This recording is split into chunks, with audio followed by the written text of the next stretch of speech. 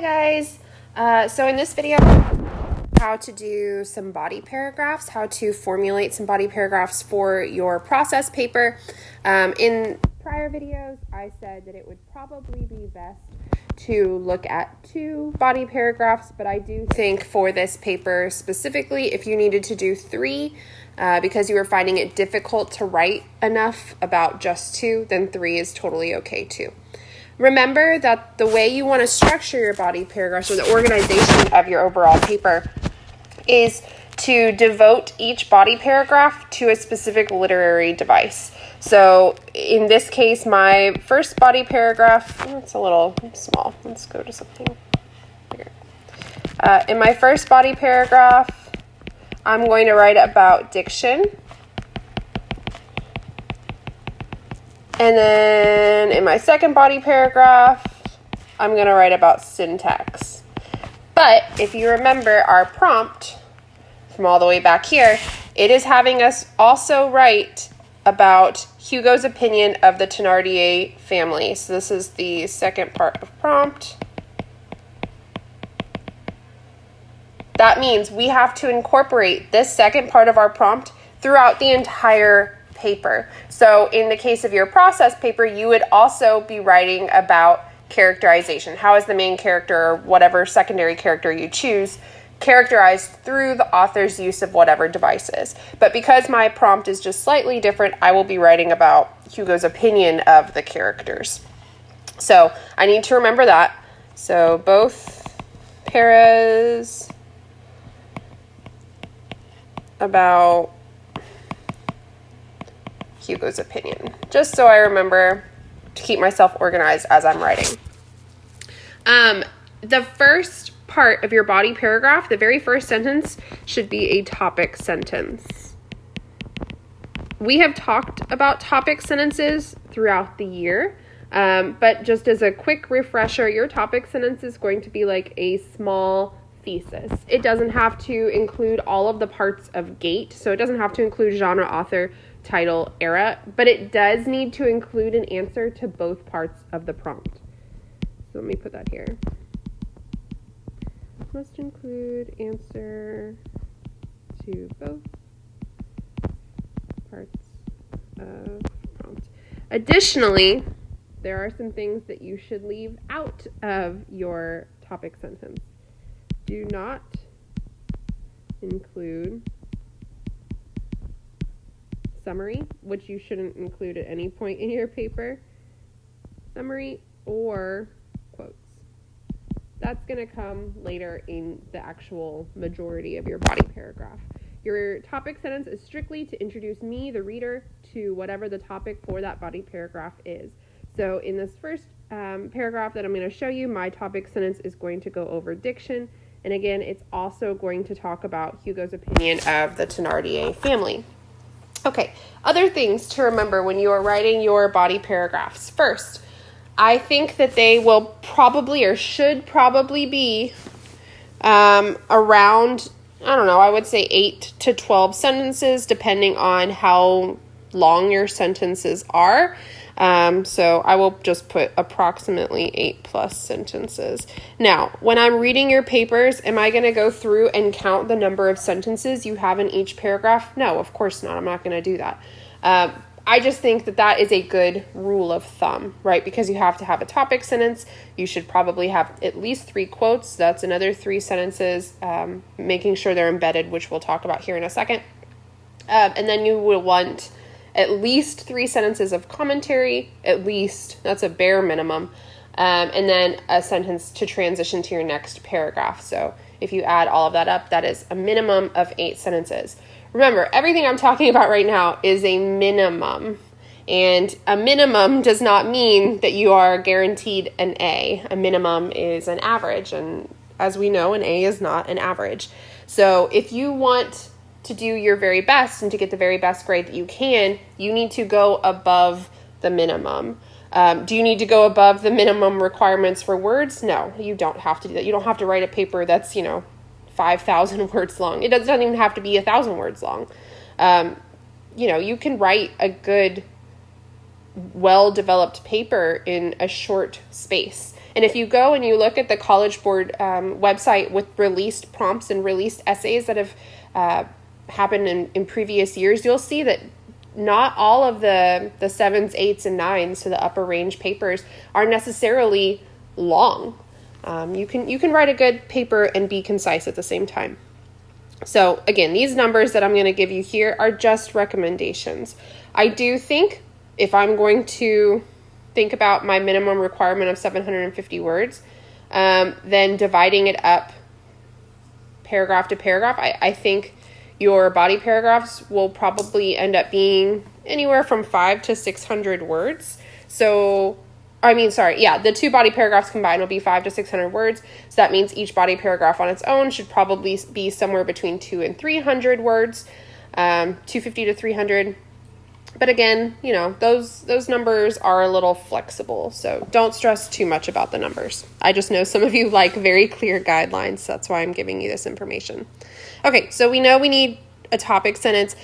We have already chosen the quotes that we think that we could talk about in this paper. So remember, my first paragraph is about diction, which is highlighted in green here. So what I want you to remember, especially with diction, is that quotes don't have to be full sentences.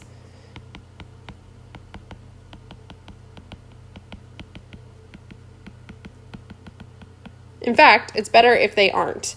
I don't really want to see a full sentence of quoted material. I want the bulk of your paper to be your information, not what the author has already written in their novel. So if you are choosing to write about diction, your quotes should be 1 to 2 words long each.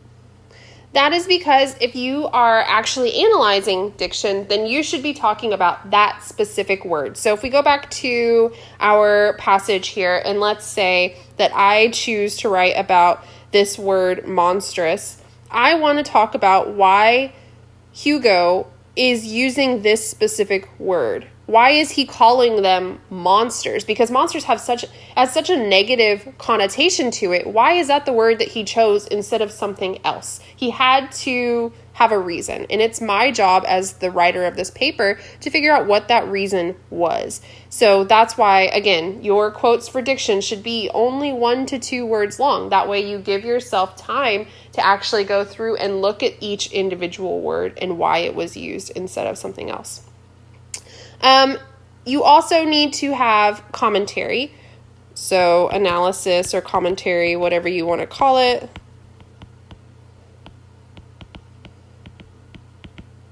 For every quote, every single one you have to talk about. You can't just throw it in there. It needs to be discussed in some way. Now, you don't have to go in. A lot of you have listened really well over the year and have written papers that, while they are giving the information, are a little bit formulaic because you're saying, Hugo uses the word monstrous to describe the Thénardiers. The word monstrous is associated with, creatures and nightmares. That means, so the reason why Hugo uses this word is to show that the Thénardiers are not human. And that's fine. It's just very formulaic. When you quote a word and then you have this word means that, this shows that, you're getting all the information there, but there's a better, more eloquent way to do it, and it doesn't have to be so formulaic. And so I'm going to show you my paragraph here in a second to show you how I specifically did it. My way is not perfect. My way is not the only way. So, if you want to have a little fun and try to be creative with your writing, that's fine too. Okay, let's see. Oh, embedding quotes. Let me just put that here so you remember all quotes must be embedded. I don't know why I didn't capitalize B. Okay, all quotes must be embedded and cited, which I'll show you here in my body paragraph in a second. Okay. That means you are taking the words themselves and you are embedding them, or you're including them in sentence of your own writing. So here when we look at mine, you will be able to see that. And then lastly, for at least the first body paragraph, you need to have some sort of transition to your next body paragraph. Okay, so let's look at mine here for a second. Again, this is not a perfect body paragraph, and I will tell you very specifically that I made the conscious decision to make it sound repetitive, because I know a lot of you struggle with making sure you're going back to that second part of the prompt. A lot of you can do one or the other, right? You can write really well about whatever the device is, or you can write really well about characterization. But there are very few of you who are able to do both in the same paragraph. And so I wanted to show you that. For that reason, this paragraph is very, very repetitive on purpose. I just want you to see how you can take your analysis and tie it back to that other part of the prompt. Okay, here we go with my first body paragraph. Again, this is my body paragraph about diction, which you are able to see because it says diction right here. Okay, so it says, through negatively connoted diction, often associated with underlings and disease, Hugo showcases his repulsion, suggesting his belief that people like the Thénardiers remain animal-like in their barbarity, unfit to live amongst the higher classes. So this is my topic sentence, which I will label here for you. And it has met the requirements for a topic sentence, at least in 9th grade, which is to include answers to both parts of the prompt. Here I have negative diction. This is part 1. And then here I have his belief that they remain animal-like. This is part 2. So I've answered both parts. As the reader, I know now that this paragraph is going to be about diction, and I know now what Hugo's opinion of the Thénardiers is. So let's keep reading. Hugo advances the idea that the Thénardiers are crab-like, crawling continuously through darkness, thus becoming steeped in an intensifying wickedness. Okay, a couple things to note here. I have several quotes in this part. Now, you will notice that this quote is longer, and I just got done telling you that each quote in a diction paragraph should only be 1 to 2 words. That is true. I would rather it be 1 to 2 words like these down here. But I think that this particular image of someone being crab-like and crawling is important enough to include the full quote on that one.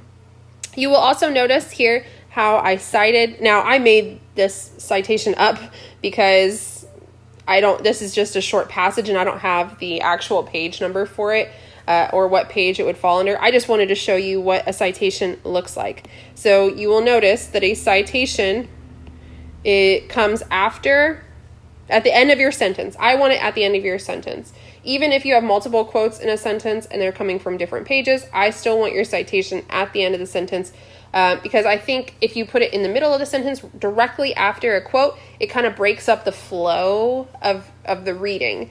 So place it at the end of your sentence. You will put it with an open parentheses, the author's last name, and then the page number, close parentheses, and then you will put the period after it. Okay, you do not need a comma here. You do not need a period here. You do not need a dash here. You just need last name and page number in parentheses followed by a period. There should not be a period before it, ending the sentence, because you are technically thinking of the citation as part of the sentence. So period comes afterward. Okay, let's continue reading. This faunal reference to a bottom feeder suggests that the nature of the Thénardier family is nothing short of leech-like and disgusting, consuming the leftovers of others for their own gain, while the use of the word steeped produces an image of a person literally soaking in evil, making the soul heavier, and as such, Hugo claims that the Thénardiers are sinking lower and lower under the weight of their corruption, resulting in their descent to the basest of beings. Okay, that's a very long, convoluted sentence, I'm fully aware, but I do want to point out some things here to you. So, while I am not saying specifically, oh, Hugo uses the word crab-like, which suggests blah, blah, blah, I'm saying this faunal reference to a bottom feeder, which directly is linked to crab-like. Faunal meaning animal, and bottom feeder because crabs are bottom feeders. They live at the bottom floor of the ocean, and they do consume leftovers. They consume the waste of others.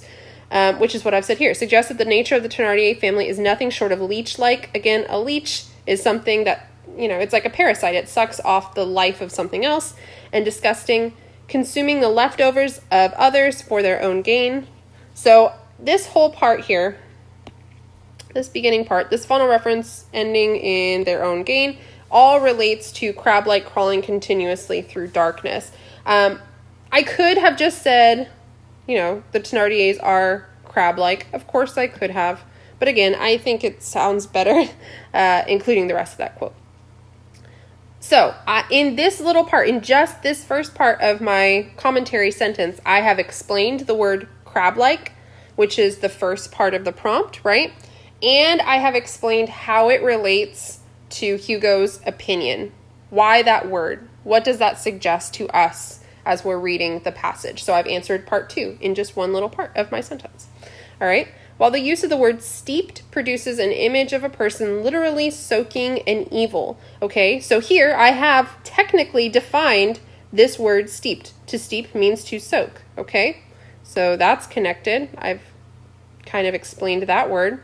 But I've taken it a step further by saying it's soaking in evil, which harkens back to darkness and wickedness, making the soul heavier, and as such, Hugo claims that the Thenardiers are sinking lower and lower under the weight of their corruption, resulting in their descent to the basest of beings. Okay, again, here I have this answer to the second part of the prompt, which is Hugo claims that the Thenardiers are sinking lower and lower under the weight of their corruption. So that is part 2 that I've talked about up here. And I have kind of discussed this intensifying, the idea of these words, continuously and intensifying, means something that is continuing, right? Something's happening all the time. And that's what I'm getting at here with this idea of sinking lower and lower. If something is being steeped, it's getting heavier and it is falling to the bottom. Like if you're steeping tea, right? Your tea bag is getting heavier as it falls through the water into your teacup. That's what's happening here with the Thenardiers. They are steeped in wickedness, which means as they become more and more wicked, they are falling to the bottom. In this case, the bottom class of people, the worst class of people in Les Miserables. Okay, this hideous species, there should be a space there. This hideous species becomes monstrous as a result of its existence in the bastard class, much like animals that live in muck and mire. Oh, that should be mire. We're going to fix that. Muck and mire, mutating to suit their less than savory positions in life. Okay, a couple things to note here. First, I want to point out the citation on this one. You will notice it does not have Hugo's last name. That's because in a paragraph, if all the quotes are coming from the same location, I don't have to put the author's last name. The last name is assumed to be the previous citation's last name. So in this case, I will just use the page numbers. And you'll notice I have multiple quotes in this sentence as well. Hideous species, monstrous, and bastard class. I just wanted to show you what would happen if they came from different pages. If that's the case, then I will just put 47-48. Okay? All right, so there's that. Let me get back here. Okay, so this hideous species becomes monstrous as a result of its existence in the bastard class. I wanted to put these quotes together here because I think they all kind of have the same idea. Species, monstrous, and bastard all kind of go together as suggesting that the Thenardiers aren't even human. They're incapable of humanity. And so I wanted to mirror that by talking about animals, right? Because that's kind of our opposites here. Are you a human? Or are you an animal? Or are you a creature? And so by using these words, species, monstrous, bastard, Hugo is suggesting, again, that these Thenardiers are not human. They are more like animals. And it even goes back to this word crab-like up here. Okay, so when I say much like animals that live in muck and mire, mutating to suit their less than savory positions in life, I'm thinking about, animals that live in the deep sea or that live in extreme environments like around volcanoes or something like that. They have to mutate. They have to evolve into, their current species in order to survive their situation. And that's kind of what the Thénardiers are doing. In order to survive, in order to make it out of this, post-revolutionary world that they're living in, they have to become other. They have to become different. And so for them, that means, to become part of this bastard class. Bastard meaning illegitimate. And in the case of this passage, it means that it combines a lot of the elements of other classes. But they tend to be the negative elements. Okay, so I've had more quotes there. I've had my citation. Let's look at more commentary. This increase in deformity culminates in their degeneration in life instead of their advance in it, ultimately demonstrating Hugo's belief that people such as the Thénardiers exist as souls incapable of redemption, destined to reside forever in the seedy underbelly of the world. Okay, again, I have some quotes, so I have it cited. Again, I didn't need to put Hugo's last name because it's the same author. Here are our quotes. Okay, I wanted to show you these quotes because I changed them a little bit, and in case you forgot how to change your quotes, let's look at it. The actual quote here, let's look at degeneration in life, because that's not even close. It is, if I could find it.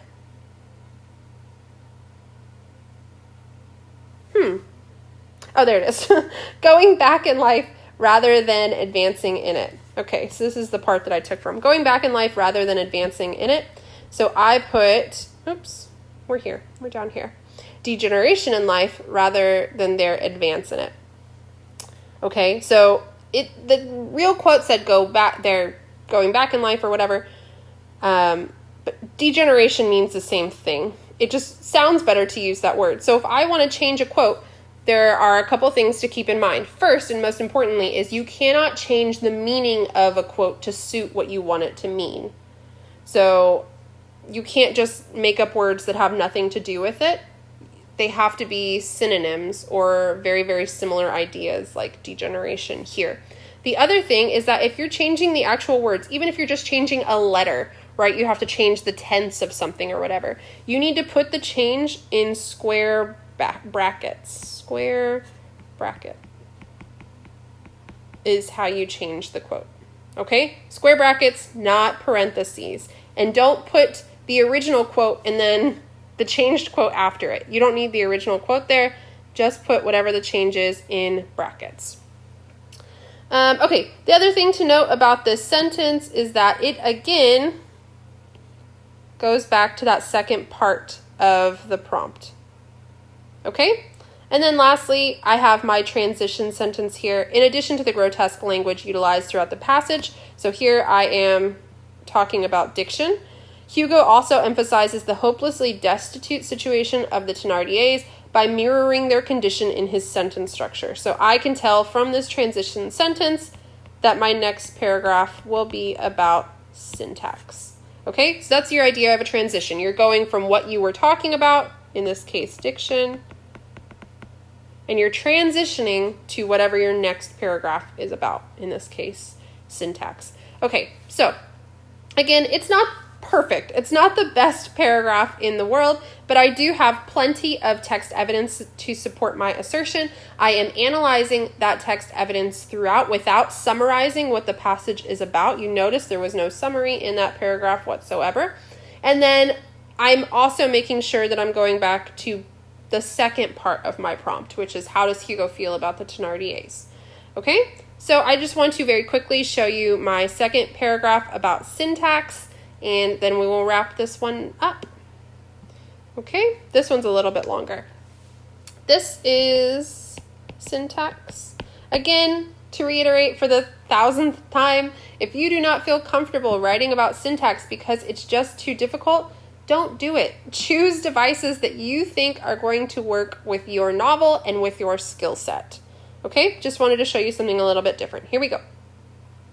Though the majority of the sentences contained in the passage are lengthy and convoluted, the text comes to an abrupt end with a concise statement of an upsetting truth, paralleling the twisting nature of the Thénardier family and their inevitable societal demise, emphasizing Hugo's opinion that those wicked folk like the Thénardiers are doomed to squalor and filth. Okay, if this is my topic sentence, then I know that it needs to include something about syntax, which it does because it's talking about sentence structure here. And then it also needs to answer the second part of the prompt, which is Hugo's opinion. And I've done that, so this is an okay topic sentence. I write very, very, very long sentences. Please do not do that unless that is your own personal writing style. Okay. After the initial question posed by the narrator, the passage begins with a one-sentence paragraph consisting of an overabundance of clauses and phrases describing the numerous repellent attributes of the bastard class to which the Thénardiers belong. This hybrid class combines the faults and vices of others, much like the structure of the sentence unites various grammatical elements to create a bastardization of more traditional syntax. The following paragraph is unified with the first in its intricacy, steeped in a profusion of punctuation. This heavy syntax mirrors the saturation of wickedness in the Thénardiers' lives. They continually slog along in the dregs of society, much like the cumbersome nature of the passage as it crab-like crawls continually towards its conclusion. The deformity of these sentences renders them hideous, a monstrous feat to overcome. As the passage comes to a close, the final clause is separated from the remainder of the text by a dash, emphasizing the severity and finality of the statement, for the end did not succeed well. This terse declaration serves to show that even after what may seem an eternity of misery and ugliness, the ideas present in the passage, as well as the lives of the Thénardiers, have no hope of improvement and must endlessly remain horrific.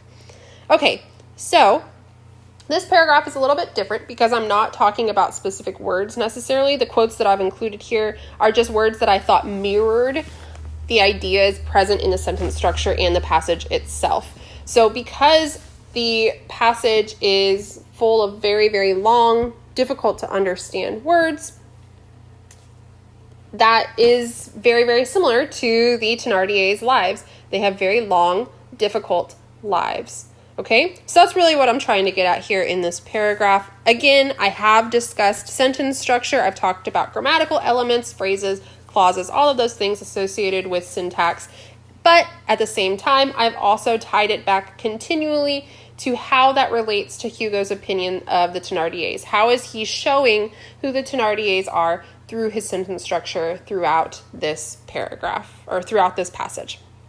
So hopefully that makes sense to you. If you have questions about either of my body paragraphs, why I made the decisions that I made, just let me know. Again, this was just for, practice, just showing you possibilities of how you could write paragraphs like this. These are not polished paragraphs by any means, so please don't look at them as perfect or the way you must write your paper, because that's not the case at all. I have gotten a couple emails about what devices you could use in your paper, so I wanted to very quickly go over that with you. The list here is not going to be exhaustive. Of course, there are so many more literary devices that you could discuss in your paper. A simple Google search will give you a very long list of literary devices. You also received in your packet at the beginning of the year a glossary of literary terms, that there are many more devices on there as well. Okay, so we've talked about diction and syntax here. So those are obviously two you could go with. Imagery is one. Remember, if you're using imagery, it needs to relate to one of your 5 senses. It's not just, like a pretty scene or whatever. It actually has to relate directly to your senses. Okay, imagery, details. You could use tone. You could use allegory if that applies to your novel. You could use illusion. You could use symbolism. Point of view might work for some of you if you know how to explain it a little bit.